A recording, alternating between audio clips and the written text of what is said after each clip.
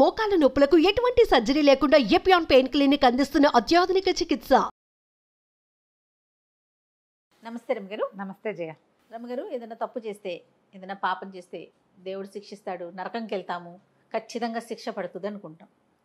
వాటి నుంచి తప్పించుకోవాలనుకోండి, మనం ఏదో తప్పు చేసాం, ఏదైనా తప్పించుకుంటే శిక్షలు తగ్గడానికి అవకాశం ఉంటుందా? పరిహారాలు కొన్నిటికి పరిహారాలు చెప్తారు జయ. ఎలా అంటే, ఏదో మన వల్ల ఒక తప్పు జరిగింది, ఇలా అయిపోయింది, దానికి ఏదైనా చేయొచ్చా, ఏదైనా చేసుకోవచ్చు. పొరపాటు మామూలుగా పల్లెటూళ్ళలో చెప్తే పిల్లిని చంపిన పాప, నా మనసులో అదే ఉందండి. పిల్లి చచ్చిపోయింది మా ఇంట్లో, లేదా ఎలుకని చంపేశాం, పాములను చంపేస్తారు, ఊళ్ళలో చేస్తారు కదా, గోవుని కొడతారు. ఇవాళ ఏదో ఆవు చేలో పడింది, పక్క వాళ్ళు ఆవుని దాన్ని కొట్టారనుకో, సాయంత్రానికి ఏదైనా పిల్లాడి కింద పడ్డమో, వీళ్ళే ముందు పడి పళ్ళు రాలటమో, ఇంట్లో ఏదైనా వస్తువు పోవటము, ఏదైనా పెద్ద వస్తువు పాడైపోవటము అయితే నువ్వు గోవుని కొట్టే పాపం వచ్చింది, నీకు పాపాన్ని పరిహారం చేసుకోమంట. పాప పరిహారార్థం ఏదైనా చెయ్యాలి, ఇట్లాంటివి చెప్తారు జయ. కాకపోతే మనం చేసిన పాపం పరిహారం చేయటము అంటే అది తప్పని మనకు తెలుసు, ఒక వ్యక్తికి తెలుసు కదా. ఒకడు చేసాడు పొరపాటు, వాడికి తెలుసు, వాడు మిగిలిన వాళ్ళందరికీ ప్రజల్లోకి తెలుస్తుంది. ఇప్పుడు మనం ఇంట్లో ఏదో చేసుకుంటున్నాము, ఫలానా పాప పరిహారార్థం ఇదేమిటో ఉద్ధరించున్నాము, మన వాళ్ళందరికీ తెలిసిపోతుంది. ఈ తప్పు మిగిలిన వాళ్ళు చేయకుండా ఉంటారా జయ?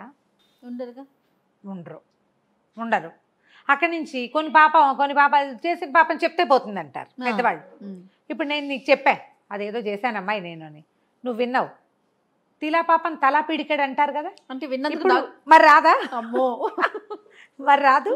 నువ్వు ఆ రమ్మగారు ఇలా చేశాట అని నువ్వు ఎవరికో చెప్తావు, ఇంటికి వెళ్ళి అమ్మకి చెప్తావు, ఆవిడేమో వాళ్ళ చెల్లెలకి చెప్తుంది, ఆ చెల్లెలేమో పక్కింటి ఆవిడకి చెప్తుంది. ఎన్ని దూరం వెళ్ళింది? ఇప్పుడు అందరూ పాలు పంచుకున్నట్టేనా? చెప్తే పోతుంది, నాకు మీకు పోతుంది, వినే వాళ్ళందరికీ దొరికేస్తారు, అందరు దొరికేస్తారు. అక్కడి నుంచి ఒక్కొక్కడు ఉంటాడు, విని అట్లా మింగేస్తాడు బావిలాగా. నూతులో రాయేసామనుకో మొత్తం కిందకి వెళ్ళిపోతుంది, బుడుంగని మునిగిపోయి ఏమీ మనం మాట్లాడదు. అదే నువ్వు చెరులో వేసావనుకో రాయి, ఏమవుతుంది? అది కదిలి కదిలి కదిలి కదిలి అంతే. స్నేహితులు ఎట్లా ఉండాలంటే బావిలో రాయి వేసినట్టు ఉండాలి. ఏ రహస్యమో మంది బయటికి చెప్పకూడదు. అదేదైనా ఎవరికైనా చెప్పినా అదేదో విపరీతమైన విషయంగా చెప్పకూడదు, ఏమిటంటే ఇలాట అంటే సరిపోతుంది చెప్పాల్సి వచ్చినప్పుడు కదా.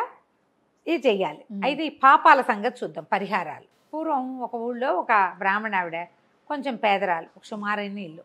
ఆవిడ ఏం చేస్తుందట, పేడను మట్టి కలిపి ఇల్లు అలుక్కుంటుంది. ఇల్లు అలుకుతారు కదా, ఒట్టి పేడతోటి అలకరు, కొంచెం మట్టి కలిపితే అదేంటో గట్టిగా అవుతుంది అన్నమాట, చట్టగా ఉంటుంది, కదిలిపోకుండా. ఒట్టి పేడతో ఎప్పుడు అలుకుతారు?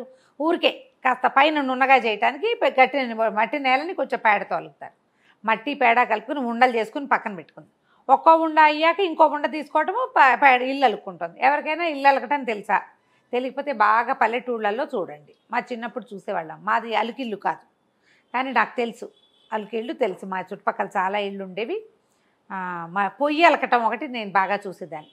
పొయ్యి అలికి పెట్టేది మా రంగమ్మ, నేను చూస్తున్నదాన్ని. అంకమ్మ అలికేది, రంగమ్మ అలికేది. తర్వాత పాలేళ్ళ ఇళ్ళ దగ్గర ఆడుకునేదాన్ని నేను. వాళ్ళ ఇళ్లలో ఇల్లు అలకటం గొప్ప సరదాగా ఉండేది. మాకు కూడా అలుక్కునే ఇల్లు ఉంటే బాగుండేది, సరదా ఉండేది చిన్నప్పుడు. అదో పిచ్చి కదా. దాన్ని ఇలా తెరలుగా అలికేవాళ్ళు అనమాట. ఇట్లా చేస్తే ఇల్లంతా ఇట్లా డిజైన్గా ఉండేది, బాగుండేది. ఈవిడ కూర్చొని అలుక్కుంటుంది. అలుక్కుంటుంటే ఆవిడ మంచి పని ఒత్తిడిలో ఉంది. పండగ ముందు రోజులు ఏదో పప్పలు వండుకోవాలి. పిల్ల ఎవరో కాపురానికి వెళ్ళిన పిల్ల వస్తుంది, అల్లుడిని తేవడానికి వెళ్ళారు. వాళ్ళు వచ్చే లోపల అలికేయాలి, ముగ్గేయాలి, ఇల్లు ఆరాలి. అల్లుడింటో ఎంత పని ఉందో, ఎద్దడిగా ఉంది, పని ఒత్తిడి. ఆవిడ గబగబా అలికేస్తుంది. ఒక ముష్టివాడు చెవి కోసం మేకలాగా బయట నుంచి పదే అరిచాడు. వచ్చేసరికి ఒళ్ళు మండిపోయింది. ఏమిటి కాల్చుకు తినేస్తున్నావు నువ్వు, పట్టు అని. ఏం చేసింది, ఈ మట్టి పేడ కలిపిన ఉండలనే కదా, ఓ ఉండ ఎత్తివాడు జోల్లో పడేసి. అయ్యో పడేసేసరికి అలా వాడన్నాడు, అమ్మ పెట్టకపోతే పోయావు, పెట్టనని చెప్పాల్సింది కదమ్మా. ఆ మట్టి ఉండ నా మొహాన్ని కుట్టినా బాగుండేది, జోల్లో వేసావు, పొద్దునుంచి అడుక్కొచ్చుకున్న బియ్యం పాడు చేసావు కదా తల్లి, బంగారు తల్లి, ఇంకోసారి ఈ వీధికి వస్తే అడుగు, నన్ను చెప్పించు కొట్టు నన్ను అనేసి వాడు కూడా 2 విసురులు విసురుకుని వాడు ఏమన్నాడో కూడా వినలా. ఆ మట్టి ఉండలు పెట్టి వాడు జోల్లో పారేసి లోపలికి వెళ్ళిపోయింది. ఆవిడ పని చేసుకోవటం మొదలుపెట్టి వీడు నానా తిట్లు తిట్టిపోయాడు. ఆవిడ మర్చిపోయింది. కొంతకాలం తర్వాత మరణించింది. స్వర్గానికి ముందు నరకానికి తీసుకుపోతారు. స్వర్గానికి ముందు ఎవరిని తీసుకెళ్ళరు జయ. ఎవరైనా మన లెక్కలు తెలిసేది అక్కడ. ఎవరో మహాద్భుత పుణ్యం చేసిన వాళ్ళకి వాళ్ళు వచ్చి దేవదూతలు వచ్చి తీసుకుపోతారు. విష్ణు పార్షదులో, శివ పార్షదులో, దేవీ పార్షదులో లేకపోతే దేవదూత ఎవడో తీసుకుపోతారు. సాధారణంగా అందరినీ ముందు నరకానికి తీసుకెళ్ళి వాళ్ళ చిట్టా చేసి, అమ్మాయి నీకు ఇంత పుణ్యం ఉంది, నీకు ఇంత పాపం ఉంది, ముందు పుణ్యం అనుభవిస్తావా పాపం అనుభవిస్తావా కనుక్కుంటారు. సరే ఈవిడ్ని పైకి తీసుకెళ్ళారు. పైకి తీసుకెళ్తే ఆవిడ నిలబడింది నరకంలో. చూడ చక్కంది, ఒక 35-40 సంవత్సరాలు ఆవిడ. చిత్రగుప్తుడు పుస్తకం తీశాడు. చిట్టా మొత్తం చెరచెరలాడుతూ చదివి, ఈవిడ మహాద్భుతమైన పుణ్యం చేసింది, వాడెవడికి ముష్టివాడికి మట్టి పేడ ఉండలు ముష్టి వేసింది. సరే ఈవిడ దాన్ని ఆ దాన ఫలితం ఆవిడ అనుభవించాల్సిందే కదా అని చెప్పి తీసుకుపోండిరా ఈవిడ్ని అన్నాడు. ఆవిడ అనుకుంది, ఓహో నేను మహాద్భుత దానం చేశాను, దానికి ఏమిటో నాకు ఫలితం లభించబోతోంది అని అనుకుని, పదండి బాబు వెళ్దాం. తీరా అక్కడికి వెళ్తే మట్టి పేడ ఊకా కలిపిన ఉండలు 1,000 ఉండలు ఉన్నాయట అక్కడ. ఇవన్నీ దినాలు నువ్వని చెప్పారు. ఒక్కరోజు ఒక్కసారి ఎన్నిసార్లు ముష్టికి పెట్టిందో ఆవిడకి ఒక గుప్పెడు బియ్యం, ఓ పట్టెడు అన్నం పెట్టే ఉంటుంది ఎప్పుడు. ఒక్క మాట చేసిన తప్పుకి శిక్ష అనుభవించి తీరాలి. శాస్త్రం ఇంత ఖచ్చితంగా ఉంటుంది. పాపపుణ్యాలు ఈ రకంగా కనపడతాయి. నువ్వు 100 సార్లు దానం చేసినా వచ్చే ఫలితం కంటే నువ్వు ఒక్కసారి చేయకూడని దానం చేసిన దాని దుష్కర్మ ఫలితం పెద్దది. దానికి ఎన్ని రెట్లు 1,000 ఉండలు చేసి పెట్టారు అక్కడ. అబ్బా. ఆ 1,000 ఉండలు తినమనేసరికల్లా లబో దిబోమని గోల పెట్టేసింది, ఏడ్చేసింది ఆవిడ. బాబు ఏదో ఉద్రేకంలో పంచాతకాని సమయంలో చేతి నిండా పనుండి వాడు చెవికోసిన మేకలాగా నన్ను కాల్చుకు తినేశాడు, పోరా అన్నా పోలేదు. ఉద్రేకంలో చేసిన తప్పుకి ఇంత శిక్ష ఇస్తావా యమధర్మరాజా?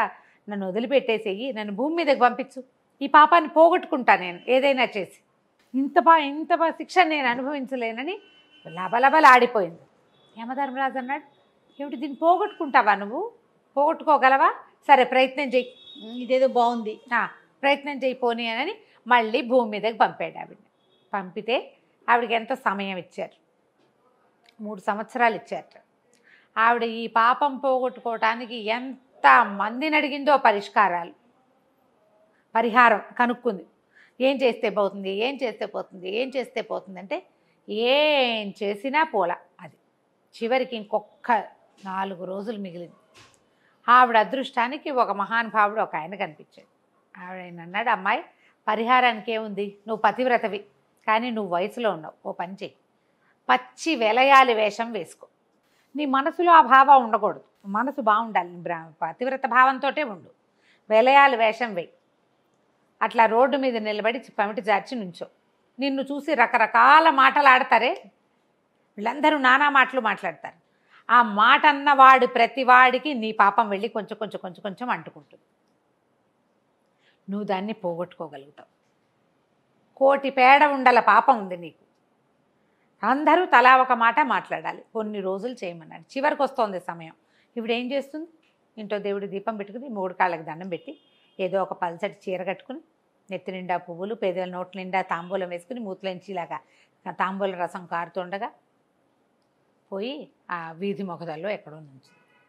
ఇక చూసిన వాళ్ళు చూసినట్టు పిచ్చి వాగుళ్ళు వాగుతారు కదా, వాగుతారా? మరి మనం మామూలుగా ఏదైనా ఎవరైనా ఎక్కడికైనా వెళ్తుంటే వాళ్ళ బట్టలు జారిన, వాళ్ళ బట్టలు బాగుండకపోయినా, వాళ్ళ బాడీ షేమింగ్ కూడా చేసినా కూడా పాపమేనమ్మా, అవన్నీ పాపాలే.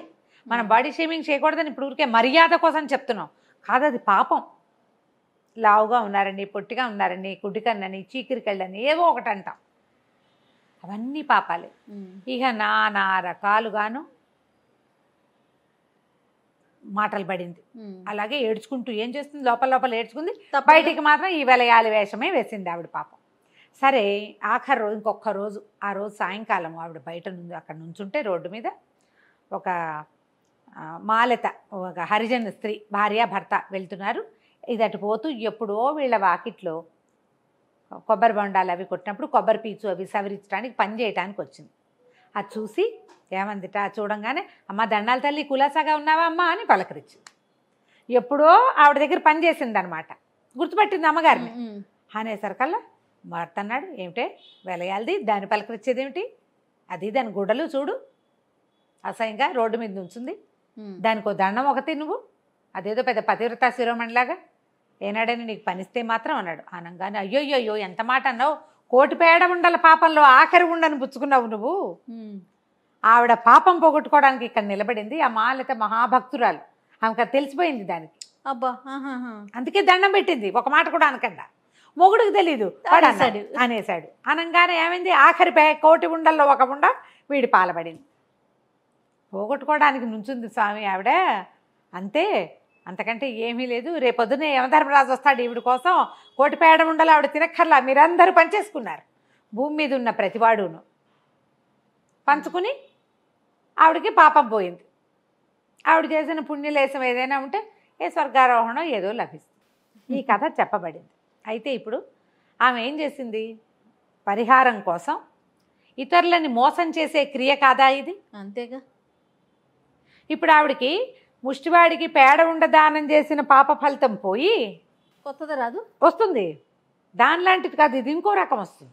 పేడ ఉండలు తినక్కర్లేదు, కానీ ఆవిడ ఏమట్టి ఉండో తినాల్సిందే. అంతే. ఇతరులని తప్పుదోవ పట్టించిన పాపం ఎట్లా పోతుంది? పాపాలు పంచలేము, మన పాపాలని ఇతరులకి. మనది ఇప్పుడు తెలియదు అనుకో, నాకు నేను వాంటెడ్లీ చేయలా, నా దారిని నేను నుంచుంటే నన్ను ఎవరైనా ఏదైనా అంటే నా పాపాలు వాళ్ళు పంచుకుంటారు. తెలిసి చేసి నేను తెలిసి చేసినందుకు పంచుకున్న వాళ్ళు ఆ పేడగుండల పాపం అయితే పోయింది, కానీ ఇతరులని వంచిన పాపం ఈవిడికి రానే వస్తుంది. కర్మల నుంచి తప్పించుకోలేము, పాపాల నుంచి పరిహారాలు చేస్తే కొంత పోతుంది కానీ మొత్తం పోదు. ఎస్, కొంత మనం పంచిపెడతాం. కొన్ని పురోహితుల ద్వారా, ఇప్పుడు మనమే చేయటం కాకుండా మనకు ఒకళ్ళు చెప్పారనుకో, అవును, వాళ్ళు ఆ క్రియ చేయించారనుకో, అప్పుడు కొంత తగ్గుతుంది. గ్రహదోషాలు ఉంటాయి మనకి, వాటికి పరిహారాలు చెప్తారు. అవునండి, పరిహారం చెప్తారు. పురోహితుడు, అమ్మ ఇది దానం చేయండి, ఇవి దానం చేయండి అంటే ఆ దానం పుచ్చుకున్న వాళ్ళ తాలూకు శక్తిని బట్టి మనకి ఈ గ్రహాల తాలూకు దోషాలు తొలుగుతాయి. అందుకని ఎవరికి పడితే వాళ్ళకి దానం కాకుండా సద్బ్రాహ్మణులకి దానం ఇస్తే, ఆ దానం పుచ్చుకున్న వాళ్ళు ఏం చేస్తారంటే సహస్ర గాయత్రి చేసుకుంటారమ్మా. ఆ దానం పుచ్చుకున్నటువంటి పాపం పోవటానికి వాళ్ళు చేసుకోవాలి. జపం చేయకుండా కుదరదు. ఎప్పుడైతే మనం దానాలు ఇస్తామో ఆ దానం ఇప్పించే పురోహితుడే పుచ్చుకున్న వాళ్ళకి, అయ్యా సహస్ర గాయత్రి చేసుకోండి, 3 పూట్ల సహస్ర గాయత్రి చేయమని చెప్పేది కూడా ఉంటుంది. గాయత్రి చేయాలి, చేస్తేనే గాయత్రిలో చెప్తారు, యదహనాథ్ కురుతే పాపం తదహనాథ్ పరిముచ్యతే అని. యద్రాత్యాత్ కురుతే పాపం తద్రాత్ పరిముచ్యతే. ఏ పగలు చేసిన పాపం ఆ పగలు, ఏ రాత్రి చేసిన పాపం ఆ రాత్రి పోతుంది గాయత్రి చేస్తే.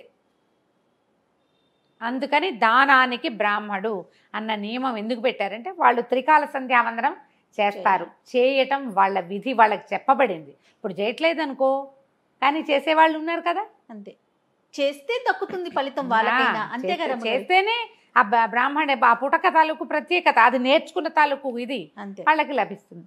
కాబట్టి పాపం పోగొట్టుకోవటం అంటే పంచటమే.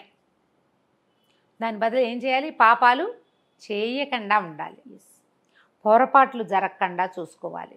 ఏదైనా ఒక పొరపాటు మన వల్ల జరిగితే, ఎవరికి మన వల్ల నష్టం కలిగిందో వాళ్ళకి సమాధానం చెప్పుకుంటే కొంచెం బెటర్గా ఉంటుంది. అద్భుతమైన కథ అండి కదా, చిన్న కథే కానీ చాలా బాగుంది. నమస్తే. నమస్తే.